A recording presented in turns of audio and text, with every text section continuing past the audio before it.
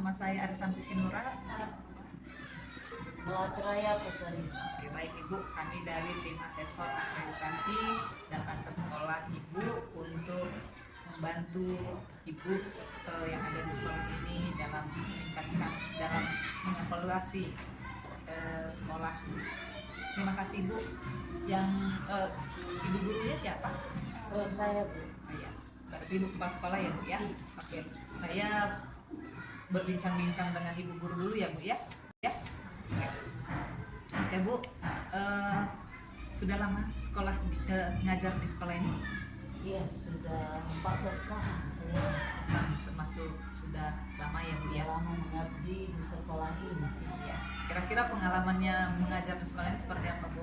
Pengalaman saya dari tahun ke tahun ada perubahan untuk peningkatan mutu sekolah kami ini. Jadi saya senang mengajar di sekolah ini. Jadi kalau di dalam kelas itu apa yang Ibu lakukan? Kalau di dalam kelas, karena materi saya IPAS, jadi berhubungan dengan proyek juga.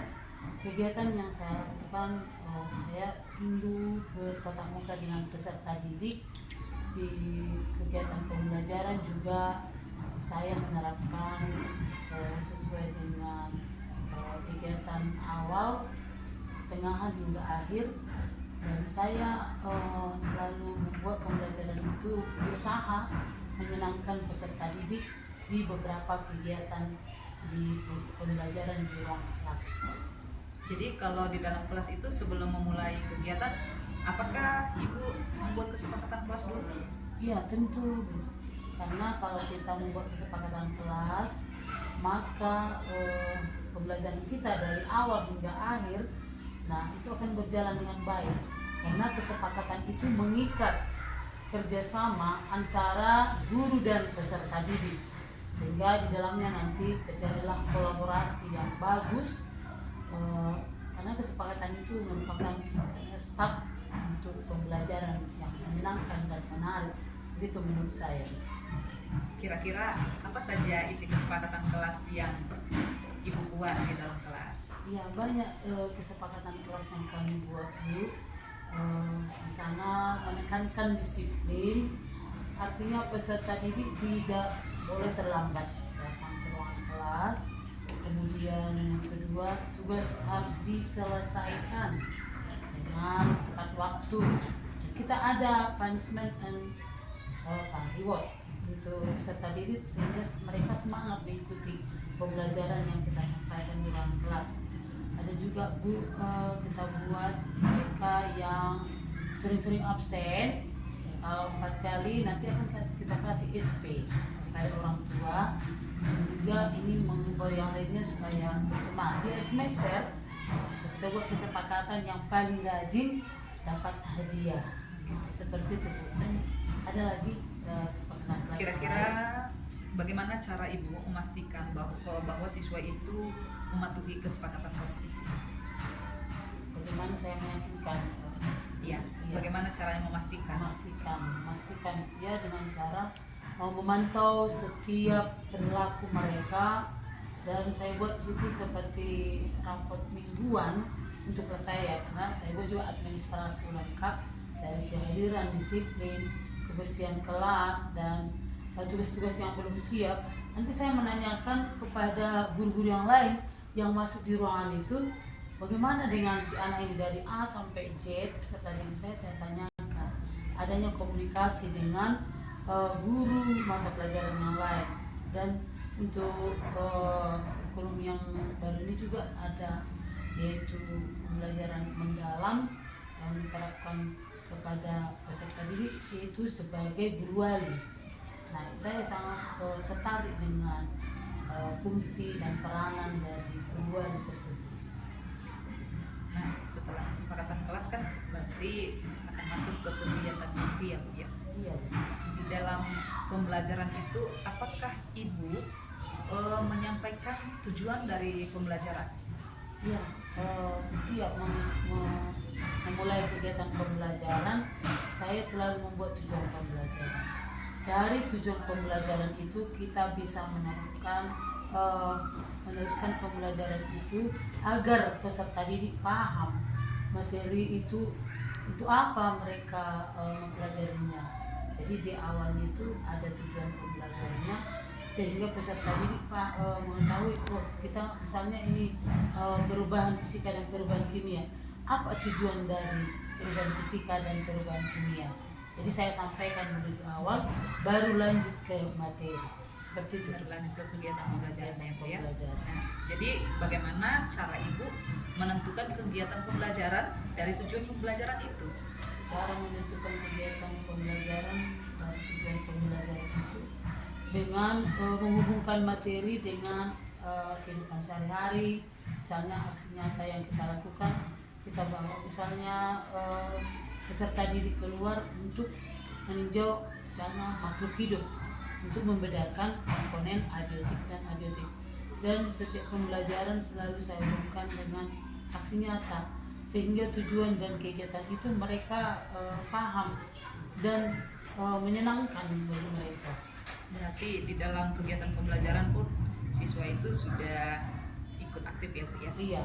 Karena dari tujuan pembelajaran, dari kegiatan pembelajaran yang Ibu buat. Iya. Jadi Bu, kalau untuk kurikulum, apakah Ibu terlibat aktif dalam penyusunan atau pengembangan kurikulum yang ada di sekolah? Iya, kalau kami para guru terlibat aktif dalam pembuatan kurikulum, yaitu misalnya kami terlibat dalam pembuatan modul ajar atau SPP dan juga penentuan visi misi sekolah. Jadi kepala sekolah membuat sosialisasi tentang bagaimana visi dan misi sekolah yang akan kita laksanakan ke depannya.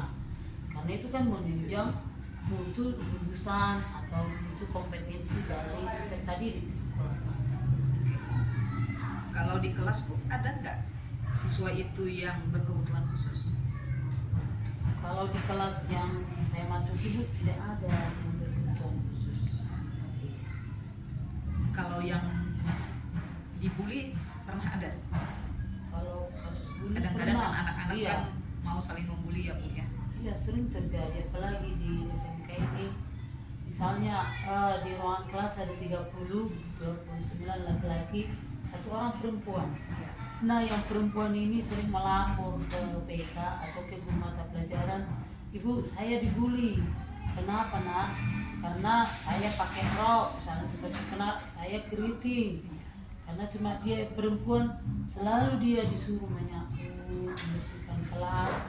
Nanti kalau nggak bersih ruangan, jadi dia yang dimarahin. Jadi pemalas, bilang dia pemalas. Jadi sering dia sendiri, Bu.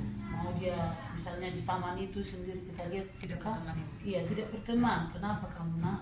Itu bukan kalau saya laki-laki membuli saya, kayak saya diejek, keriting, terus saya pemalas. Jadi memang kita tanggapi, kemudian kita support dia.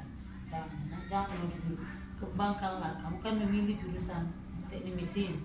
Jadi di teknik mesin itu apa yang bisa kamu pelajari? Nanti dapat ilmu kamu di kegiatan di kehidupan sehari-hari. Jadi cara Ibu menangani dia itu, menangani anak yang kena bully ini seperti apa? Caranya menanganinya yaitu membuat bimbingan khusus bagi dia. Kita panggil dia ke ruangan kita, kemudian kita tanya, bisa juga dengan menggunakan segitiga restitusi. Kami berdua di sana menyelesaikan masalah, kita dukung dia.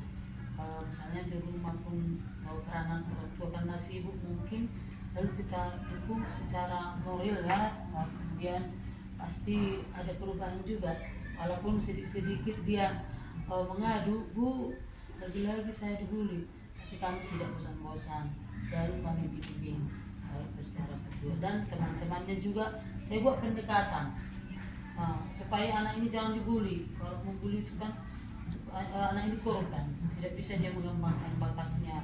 Kemudian secara fisiknya juga nanti di botaknya lah keritingnya itu, terus kasihan si anak ini, berikan sayanglah karena dia itulah itu kalian, adik kalian.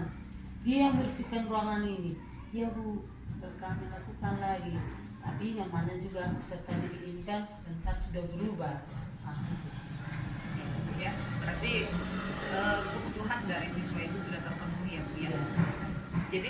dari sarana prasarananya di dalam kelas seperti apa, Bu? Apakah sudah terpenuhi? Kalau sarana prasarana di kelas di sekolah kami terpenuhi lengkap semua. Dan untuk media pembelajaran juga ada fokus yang disediakan oleh bidang sarana prasarana di sekolah kami. Tapi mungkin untuk setiap guru itu per MGP sudah disediakan dan semuanya lengkap, meja, kursi, buku lengkap perpustakaan. Oke. Baik Bu, terima kasih untuk informasinya ya Bu. Ya. Kita beralih ke Ibu Kepala Sekolah.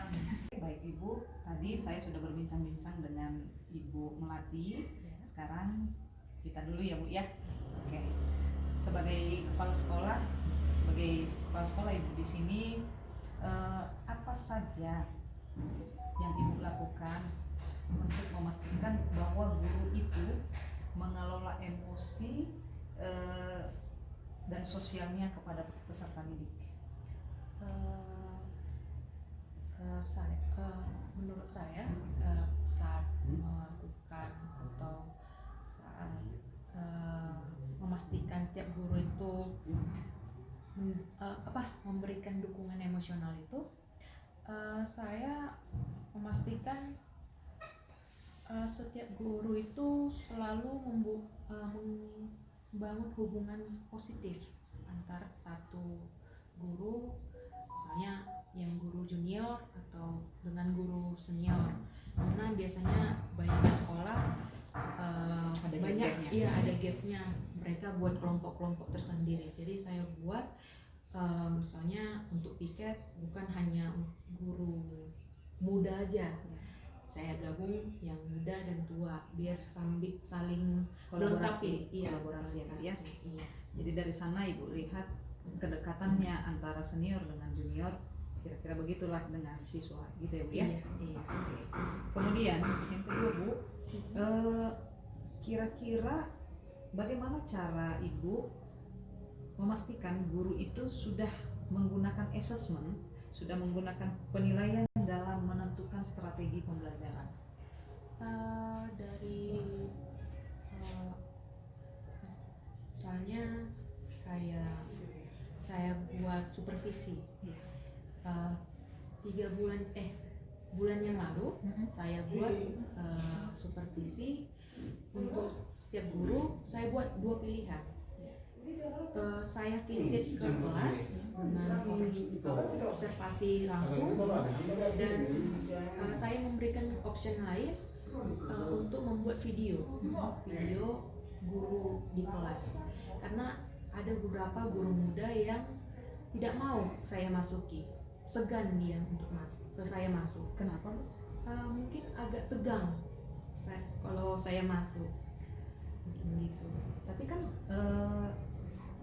setiap guru itu kan wajib Iya, harus disupervisi, Iya. karena itu bentuk evaluasi ya Bu ya, Iya. supaya guru itu tidak lari dari kurikulum yang berlaku, Iya. dari jalurnya gitu. Berarti Ibu melakukan evaluasi yang terakhir bulan lalu ya Bu? Iya. Oh, kira-kira dalam 1 tahun berapa kali Ibu melakukan evaluasi atau supervisi itu? Biasanya per 3 bulan. Per 3 3 bulan. bulan. Setiap 3 bulan sekali saya buat supervisi. Apa saja aspek yang Ibu evaluasi dalam ketika supervisi? Yang pertama dari modul ajarnya, apakah sesuai dengan yang diajarkannya. Yang kemudian selanjutnya asesmen diagnostik, kemudian formatif sama sumatif mereka. Berarti asesmen di awal, Iya. di proses, dan di akhir ya Bu ya? Iya. Oke. Kemudian Bu, ketika berhubungan dengan guru, berkomunikasi dengan guru, pastinya Ibu menyampaikan visi dan misi sekolah. Bagaimana cara Ibu memastikan bahwa visi dan misi sekolah ini dipahami benar dan dilaksanakan oleh guru-guru yang ada di sekolah ini? Saya buat kayak rapat ya, mungkin setiap pagi atau Senin pagi saya buat rapat Kayak kopi morning gitu ya? kopi morning. untuk melihat apakah kemajuan dari pihak guru ataupun pihak peserta didik Ya. itu saling selaras dengan visi dan misi sekolah. Karena kadang juga ada guru yang misalnya tidak datang, tidak sesuai jadwal, dia tidak datang. Kadang juga lari dari sekolah gitu. Makanya setiap pagi tuh selalu saya absen gitu. Pernah nggak Ibu buat rapat, di dalam rapat itu ada guru, ada dari komite, ada dari mitra sekolah, untuk Ibu menyampaikan visi dan misi sekolah itu? Ada. Kadang biasanya saya buat di awal tahun ajar dan di akhir tahun ajar gitu. Oke, baik Bu. Kemudian yang berikutnya Ibu, untuk tahun ini apa sarana dan prasarana yang prioritas yang Ibu buat? Prioritasnya sekarang ke prasarana ini ya, pembelajaran untuk peserta didik. Karena ada juga beberapa yang prasarananya itu kurang, seperti misalnya buku-buku, Ya. kemudian kursi, meja. kemudian alat-alat praktek mereka mungkin ada yang kurang atau yang perlu diperbaiki. Seperti pembelajaran interaktif ya Bu ya? Iya. Komputer. Infokus, gitu-gitu ya Bu ya? Oke, baik Bu. Jadi kalau itu kan tadi sarana prasarana. Kemudian kalau untuk proses penyusunan kurikulum di sekolah, siapa aja yang terlibat dalam proses penyusunan kurikulum itu Bu? Untuk penyusunan kurikulum itu kita gabung semua di rapat, semua guru. Setiap guru harus ada partisipasinya dalam pembentukan kurikulum. Jangan ada guru yang tidak tahu apa yang mau dimasukkan dalam pembelajaran dia. Apa yang menjadi tujuan? Iya. Oke, baik Bu. Yang terakhir saya mau tanya, kira-kira apa prestasi yang sudah dicapai sekolah ini dalam 3 tahun terakhir? Yang pertama itu Olimpiade ya. Olimpiade baru juga kemarin Olimpiade ada di Kabupaten Humbangan Sundutan. Ya. Sekolah kita peringkat yang sains peringkat medali emas ada 1 orang. Kemudian di non akademik misalnya tari-tarian, kemudian ada yang musik band, mereka ada yang dapat juara 1 dan 2. Berarti termasuk banyak juga prestasinya ya Bu ya? Iya. Oke, baik Bu, terima kasih untuk bincang-bincangnya hari Iya. ini. Semoga nanti hasilnya memuaskan ya Bu. Yes. Selamat siang Bu. Terima kasih Bu.